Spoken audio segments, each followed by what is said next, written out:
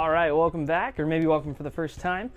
This is Worship Talk. We're going to be speaking about a specific speaking spot in a worship service, as we call it, the worship spot. Some good alliteration there for you. The plan for this video is to break down this section so you can easily understand it, but more importantly, you can see how to actually do it, because I'm all about practicality in this video series. The speaking section is the opportunity to really set up and give context to both the worship section and just the service as a whole.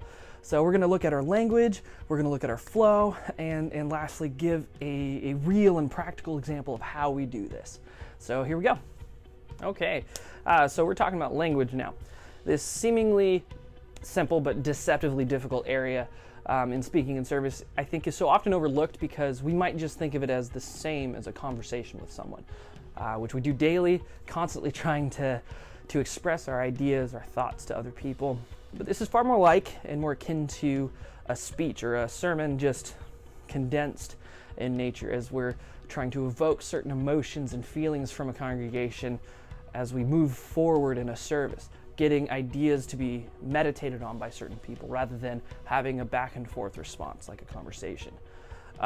So specifically for us, the type of language that we use tends to be more inclusive, because the idea and the emotion that we're trying to get across is we want the congregation, the people that are coming in on a Saturday night or a Sunday morning, to join in with us. So we use language like we, our, us, and similar things to evoke this invitation to join in with what we're already doing. We're already worshiping God. We would love you to come on board and do that with us. So a specific example of that would be, for instance, in a communion service. Let me read this so I can get my point later, which is, we're looking forward towards joining in communion with each other this morning or evening. But before that, we're going to start off with some worship by singing together. So let's give God our praise this morning or evening, because He alone is worthy of it. So right there, in short, in that short little expression, we have 7 times that we use we language. This helps to establish relationship between those in the congregation and those on the stage as equal, because what we're doing is the same thing. We're all joining in together. We're all coming before our God to worship together. And if that isn't our endeavor, then we need to check ourselves, because it is definitely an easy thing for worship leaders and people on stage to get this idea or mentality of, I'm doing something a little higher than you. That's why I'm 4 or 5 feet higher than you, or whatever that is. We need to get rid of that idea, get rid of that obstacle in our way as we worship our God the same as the congregation is doing. So stage or no stage, we're worshiping God together. And I think language like we and us and ours really helps to evoke and establish that kind of idea. Okay, so we're talking about flow now.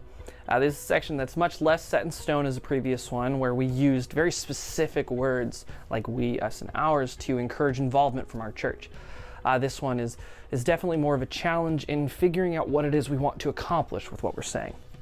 So that sort of starts with our outline, getting from our beginning through the middle to our end of how we're trying to make this point that we're attempting to make. Each sort of speaking section that you do is going to have a beginning or an intro, a middle, and then an end. However, I encourage you, each section should have a transition to the next. I want to emphasize this on the transition out of your speaking section into the worship section, because if you don't transition well from the two, it'd almost be better just to not speak at all, because the point of the worship spot that we're talking about, the speaking section, is to sort of bring the congregation into that worship section. If we're just ending and then starting a new section with the worship spot, or the worship through music section, we may as well just leave it out. So the basic goal of this section and the outline therein is twofold. We want to figure out what it is we want to say, and then second, we want to figure out how to get there. In this case, from a cold start. So we're going to look at an actual and a practical example of what that looks like to give you guys a better idea of how to do this. So, as mentioned in our previous videos, I'm a fairly practical guy when it comes to this sort of step. So I want to give you a basic flow example of how we do this within service to kind of give you a better idea of what you're doing. To give some context to this fake example will essentially be how we do it in service. We're coming out of a video announcement section, or you can use this sort of example where there is nothing before you. You're not preempted by anybody. So the first thing that we want to do, whether it be a video or a cold start, is establish human connection between the congregation and us on stage, really to move forward in worship leading rather than production and performance. So our intro can be something like this. Good morning. We are so happy to have you here worshiping with us as we have the beautiful freedom to sing to our God this morning. You may be coming in with the distraction of life, the pain from bad situations, sadness from moments of defeat this week.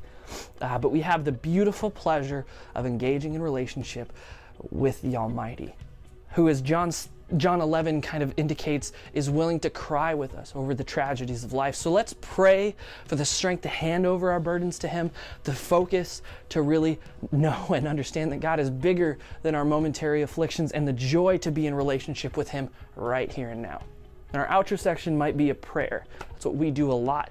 So what this prayer needs to know is, where are you landing? Where are you ending or moving forward in the service? If you start with a really upbeat song after this speaking section, you really need to get there within your prayer. So you might start like I did in this example with confessing our struggles, giving examples of what we're feeling and the pain that we're struggling through, but our prayer needs to end understanding that God is faithful and we can rely on His faithfulness and His goodness and His perfection to move forward in joy and excitement as we sing whatever upbeat song that you're going to start with.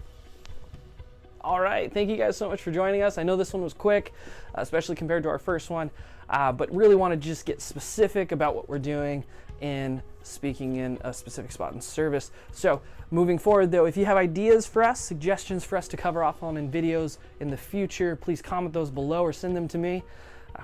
We want to know what you want to know, and we want to help learn together as we grow in our worship leading ministries. But we look forward to seeing you next time. We're going to cover off on some planning center, some Ableton Live, and some different gear in the future, really getting to specifics and practical aspects of how we do what we do. Thank you guys so much for joining us. We'll see you next time.